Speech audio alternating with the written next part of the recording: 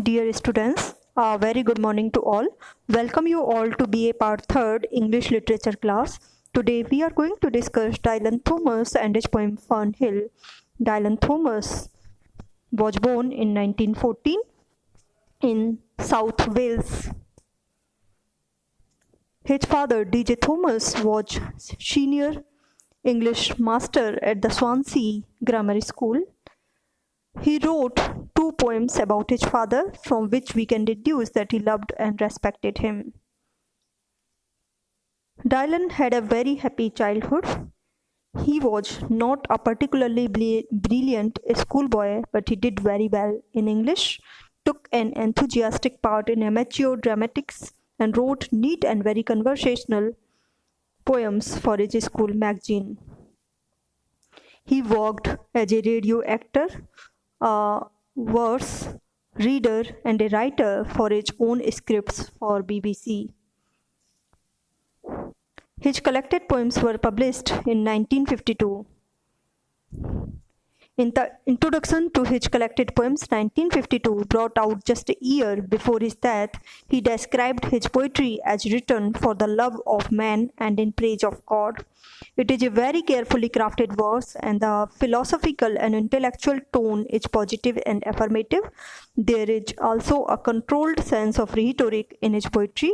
The orderliness of his work contrasts markedly with the disorderly and drunkenness of his personal life, which led to his early death at the age of 39, cutting short a promising career. There is no doubt that Dylan Thomas had a degree of strength and originality and explored the worlds of childhood and adolescence very effectively and sensitively. यदि हम Dylan Thomas की बात करें तो इनका जन्म 22 अक्टूबर 1914 को south Wales में हुआ था. इनके पिता डीजे थॉमस स्वेंसी ग्रामर स्कूल में अंग्रेजी भाषा के शिक्षक थे. इन्होंने अपने बाद के जीवन में 2 कविताएं भी लिखी थी, जिनसे पता चलता है कि वे अपने पिता का बहुत आदर करते थे और उन्हें बहुत प्यार करते थे. डायलन थॉमस जो हैं, उनका जो चाइल्डहुड था, बचपन था, वो बहुत ही अच्छे तरीके से व्यतीत हुआ था. ये बहुत विशेष रूप से होशियार लड़कों में से नहीं थे, लेकिन फिर भी अंग्रेजी भाषा में कुशल थे और ड्रामेटिक्स में बड़ी रुचि लेते थे. इन्होंने रेडियो नाटक लिखे हैं, रेडियो एक्टर की तरह इन्होंने काम किया है, वर्ड्स रीडर की तरह काम किया है, और BBC के लिए जो स्क्रिप्ट्स थी ये स्वयं ही लिखते थे. डायलन थॉमस एक वेल्स पोइट हैं और इनकी पोएम जब 1952 में कलेक्टेड पोएम्स के नाम से पब्लिश हुई थी, उसके 1 साल के बाद ही इनकी मृत्यु हो गई थी. और ये हमेशा कहा करते थे इनकी पोइट्री जो है ईश्वर की प्रशंसा में लिखी गई है और मनुष्य के प्रेम को प्रदर्शित करती है. इनकी पोएम्स में ये बहुत ज़्यादा केयरफुल रहते थे क्राफ्ट करने में. इनकी वर्स बहुत उच्च कोटि की है, फिलोसफिकल है, और इंटेलेक्चुअल टोन जो है वो बहुत ही पॉजिटिव और एफर्मेटिव है. और इसके साथ ही रिटोरिक बहुत कमाल का है इनकी पोइट्री में. हालांकि इनके जीवन में डिसऑर्डरलीनेस और ड्रंकननेस थी.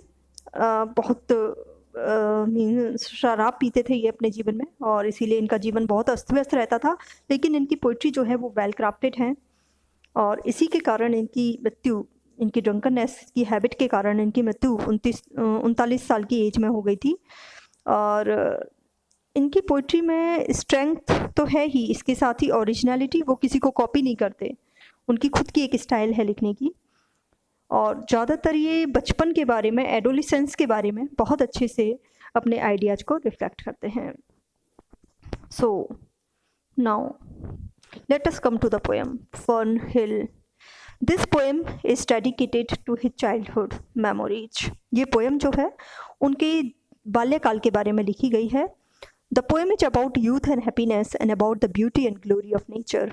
It celebrates human Vitality and Joy and races through the day with all its pleasures. A repetitive pattern is established through the references to time and through the presence of the poetic eye. इनकी जो poem है इसमें युवावस्था के बारे में और खुशी के बारे में, आनंद के बारे में बताया गया है. Beauty and glory of nature, और साथ ही प्रकृति के प्रेम, प्रकृति की सुंदरता और उसकी शान व शौकत के बारे में इस पोएम में बताया गया है.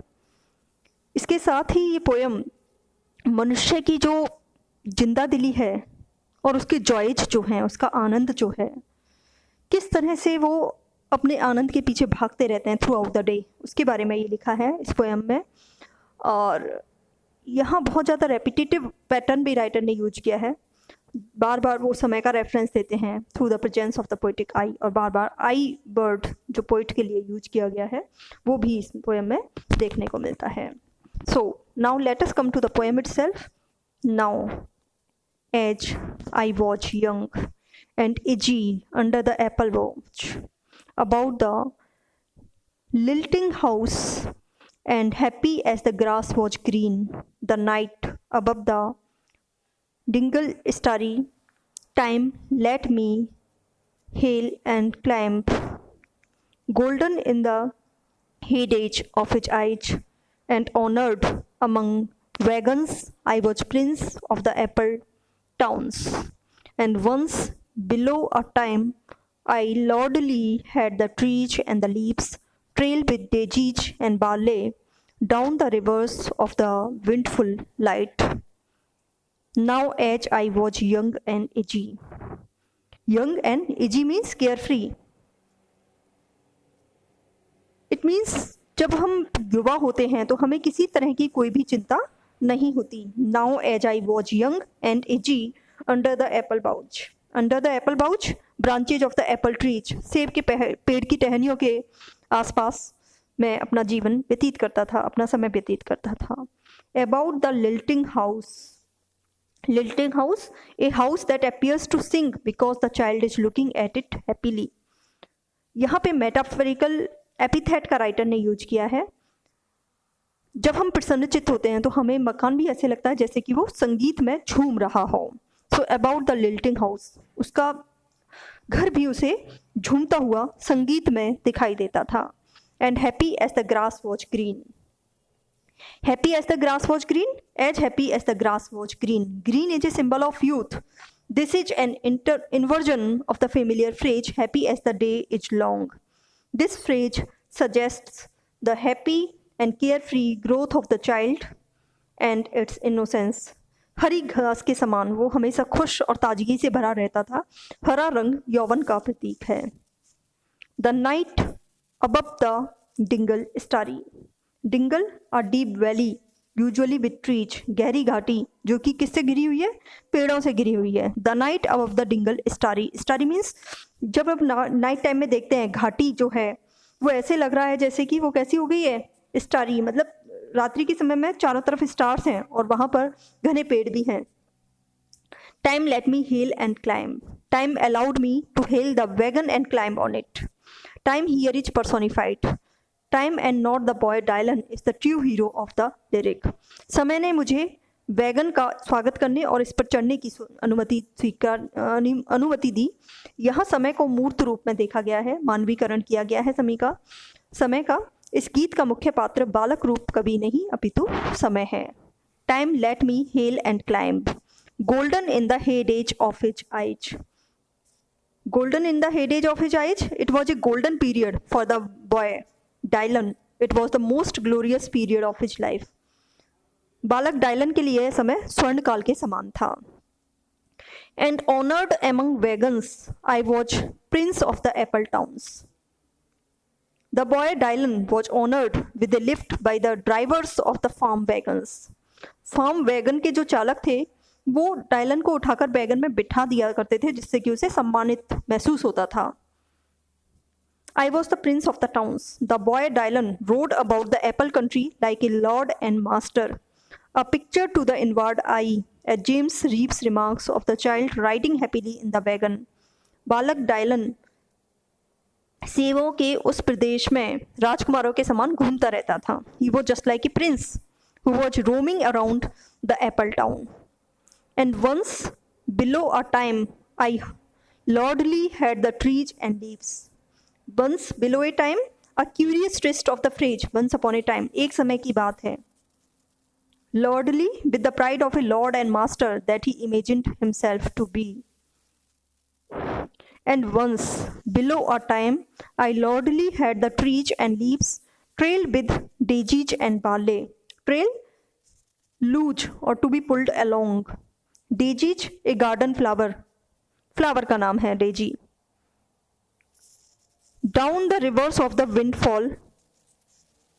Light, windfall, unexpected legacy और riches, हवा के कारण टूटे हुए जो सेब हैं उनके बारे में राइटर यहाँ बात कर रहा है. So, the poet says that it was a happy holiday that he spent at Fernhill in his childhood. He felt at home among the apple trees. He was so happy that the very house appeared to be singing and dancing in merriment. The grass was pleasing green. The starry night over the valley was no less beautiful than the day. Time was kind to him in that heyday of his life. With the pride of a prince, he rode high on the farm wagon between the heavily laden apple trees. He was lord and master of the apple trees.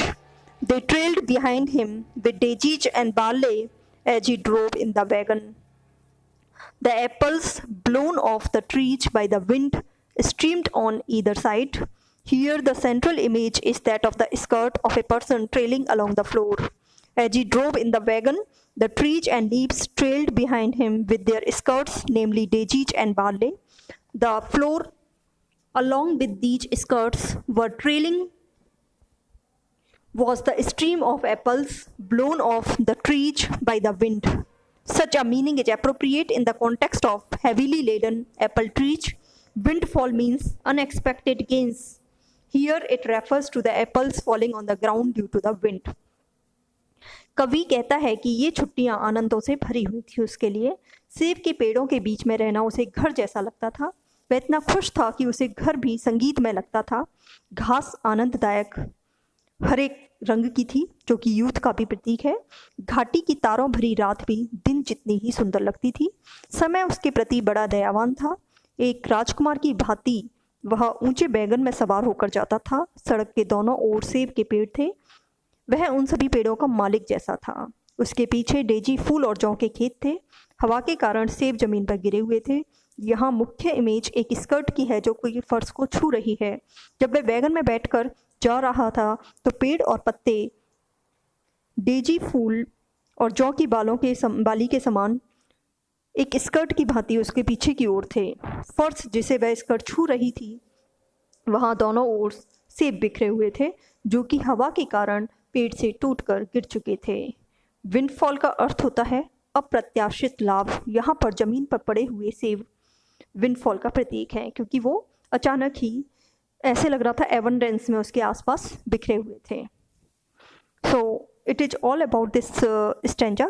The remaining part of this poem we will continue in the next lecture. Thank you all.